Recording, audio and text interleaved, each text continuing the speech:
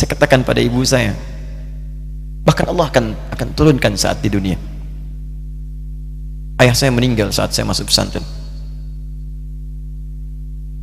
dan baiknya saya rasakan luar biasa. Beliau mengajar di musalla kecil dulu, sekarang jadi masjid. Itu saya selalu di bawah. Beliau mengajar, saya tidur. Sekarang gantian, saya mengajar, beliau tidur. Dan kadang dipangku, gendong sampai pulang. Saya pernah sengaja pura-pura tidur untuk ingin tahu apa yang dikerjakan ayah saya di jalan. Jaga betul supaya nggak bangun. Begitu saya disimpan di kasur dan bangun, diajak bercanda.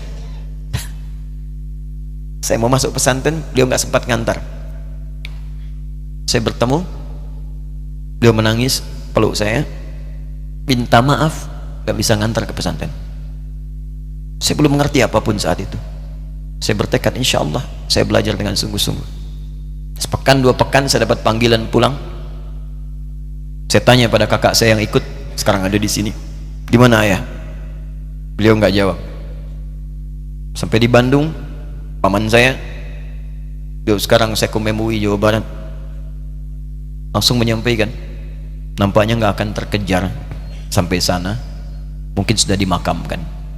Saya ngerti, paham saat itu bahwa beliau telah wafat. Maka saya pulang.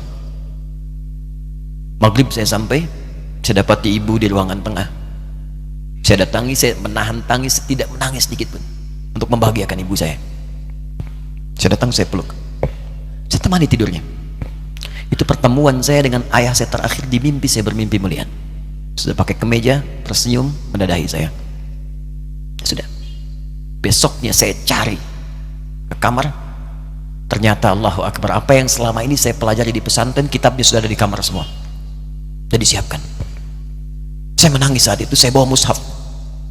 Jadi bapak saya, ayah saya, itu bajunya pun saat wafat dibagikan kepada sahabat-sahabatnya. Bajunya, kitab-kitab ininya dibagikan. Ibu saya menunjukkan kemudian ada jam yang nanti nak pakai. Saya bilang, simpanlah. Saya bawa mushaf. Dengan mushaf itu saya duduk di ruangan tengah, saya menghadap ke kiblat dan saya mohon kepada Allah, ya Allah, saya tak punya kemampuan lagi membahagiakan ayah saya saat hidup di dunia, tapi mohon jadikan setiap huruf dalam Al-Quran ini, ya Allah, pahalanya mengalir untuk ayah saya.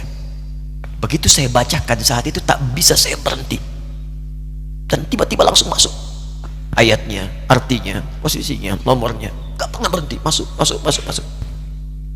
Saya bertekad ingin berbuat baik. Puncaknya saya sekolah. Ibu, ya Allah, saya ingin berbakti pada ibunda saya. Anda tahu apa yang terjadi? Demi Allah saya katakan, ketika Anda bersabar, ibu saya, Bu, Pak, itu krisis 97A. Waktu krisis saya masuk pesantren, saya diberikan sempurna bekal seperti anak-anak lain. Rupanya ibu saya sudah tanya kepada santi-santi, orang tuanya, berapa bekal Anda kasihkan? Dikasih yang paling tinggi itu dikasihkan pada kami tiap bulan. Saya terima. Satu kali libur saya pulang dari jauh, ibu saya tersenyum melihat sedang jemur pakaian, lihat saya. Begitu saya tiba, kaget saya. Kok pakaian ibu saya, pakaiannya nggak cocok dipakai gitu. Ini bukan pakaian ibu saya, kayak kain pel lah kalau sekarang. Saya masuk ke rumah, saya kejar, saya buka pakaiannya, lemarinya, saya nggak temukan sedikit pun. Saya kejar kakak saya, dia sudah siapkan makan. Kak perempuan kami yang kedua, mana pakaian ibu saya?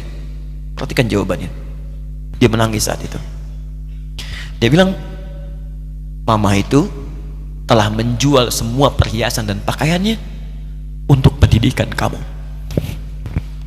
Jual. Untuk kita, katanya. Jual. Dan bertahan dengan 150.000 per bulan saat krisis. Jadi rupanya ibu saya itu makan nasi sehari cuma sekali.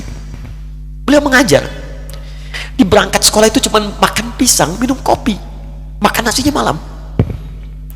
Saya bilang, ya Allah, saya akan ganti baju ibu saya dengan kain ihram dan saya gandeng tangannya di Masjidil Haram. Itu apa yang terjadi? Begitu saya kuliah di Libya, alhamdulillah, saya berangkat, saya mulai mengajar, saya serius belajar. Saat itu kemudian Allah mulai berikan jalan. Saya ingin sungguh-sungguh. Malam saya bangun, saya sholat, saya belajar, saya menghafal Quran, saya belajar riwayat Quran. Sampai puncaknya tiba. Saya ditugaskan pemerintah Indonesia saat itu untuk jadi petugas haji di Mekah. Saya telepon ibu saya. Saya bilang, Ma, saya insya Allah akan haji 2010. Saya telepon Februari saat itu. Saya dengar suara, terbayang wajahnya indah, senyuman, bahagia. Alhamdulillah, nak. Kapan berangkat? Tahun ini insya Allah. Saya bilang, dan saya tidak akan pernah berangkat kecuali mama pun akan berangkat. Terdengar nada pesimis tapi senyum. Dari mana katanya? Allah akan kasih, saya bilang. Saya sedang bekerja berusaha karena Allah, mustahil Allah akan sia-siakan gitu. Berapa butuhnya? Porsinya 25 juta. Kapan harus ada? Bulan Juni. Ya, jadi dari Februari ke Juni itu. Ya, Juli bukan Juni, Juli. Ya, jadi saya masih ingat tuh bulan 7, 5 bulan tuh. Saya ibu, Pak, nabung saya beli tabungan, saya niatkan untuk ibu saya haji. Bulan Juli mesti setor 25 juta. Jadi semua tabungan masukin situ. Ada yang ngajar ngasih, masukin situ. Masukin semua. Tepat sepekan sebelum itu kemudian didaftarkan, saya buka tabungan. Allahu Akbar, karunia Allah luar biasa. Tadi butuh berapa? 25 juta. Begitu dibuka, Masya Allah, 1 juta. Karena beasiswa nggak banyak, 1 juta. Tapi 3 hari sebelum daftar, entah dari mana ibu-ibu pengajian nih KBRI datang. Ustadz, ibu katanya mau haji juga ya? Ustadz mau haji ya? Ibu ikut ya? Sudah nggak usah dipikirin, nanti kami yang pikirkan semuanya. Tiba-tiba dikirim, bayar porsinya di sana, dapat koper paling besar.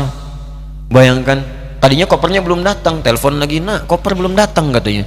Saya bilang, Ma, tenang aja, apa hajinya nggak jelas ini? Tidak jelas, saya bilang, insya Allah ya. Nah, cuman beritanya berbeda. Begitu saya telepon lagi, Ma, gimana bisa?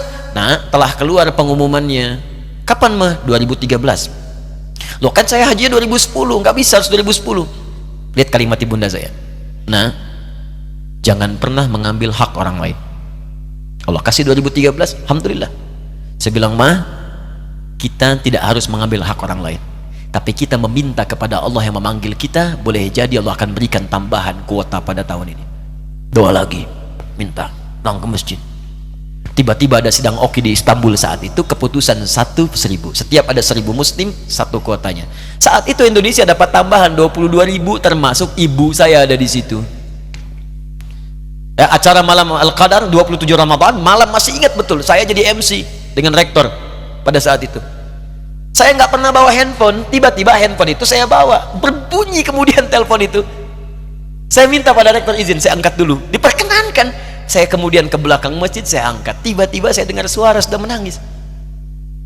Nah, katanya, kenapa, Ma? Alhamdulillah, Mama bisa haji. Ternyata kuota itu termasuk ibu saya. 5 bulan, Pak. Enak biasa. Nggak bayar tambahan, nggak ada macam-macam, bisa berangkat. Begitu saya berangkat duluan, saya tungguin betul di apartemennya, di maktabnya sampai datang. Begitu sudah datang, saya nggak sapa, saya lihat dari jauh. Bahagianya saya bisa mengganti pakaian tadi yang lusuh dengan kain ihram. Saya perhatikan, saya ikuti dari belakang. Di lift, saya ikuti. Di jalan, saya ikuti. Begitu sampai Masjidil Haram, saya gandeng tangannya. Ma, kita sama-sama. Labbaik Allahumma labbaik. Labbaik la syarika laka labbaik. Saya tawaf, saya gandeng ibu saya lindungi supaya dapat kenikmatan dalam tawafnya.